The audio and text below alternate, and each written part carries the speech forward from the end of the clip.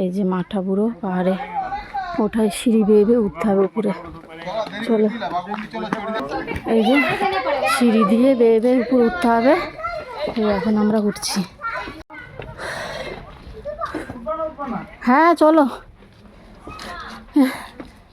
ওরে বাবারে, এই যেখানে উঠছি সেখানে তো বিশাল সিঁড়ি।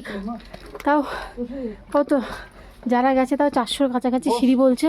সিঁড়ি দিয়ে আবার পাহাড়ে ট্রেকিং করে উঠে ভিউটা নাকি সুন্দর, কিন্তু হাঁপিয়ে গেছি আর ওঠা যাচ্ছে না। বিশাল নাকি সিঁড়ি, 400টা সিঁড়ি ওই দিয়ে তারপরে উপরে উঠতে হবে ওই পাহাড়টা দেখতে। মাঠা মুড়ো নাকি পাহাড়টা দেখতে। এখন এখানে আমাদের রেস্ট নিচ্ছে অনেকটা। মাঠা বুড়ো অনেকটা উঠে এসেছি, এখনো বাকি আছে। ওই যে সিঁড়ি দিয়ে উপরে উঠে আমি গুনিনি, ওরা বললে তাই শুনলাম।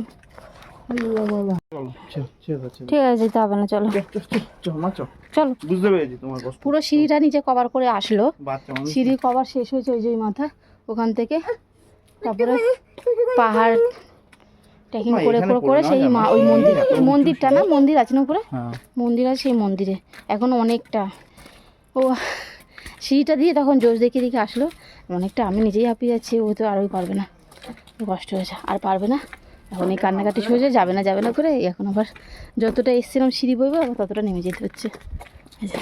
আর সত্যি অনেকগুলো সিঁড়ি, মনা না থাকলে আমরাও যেতাম, কিন্তু মনার জন্য আর যাওয়া যাবে না।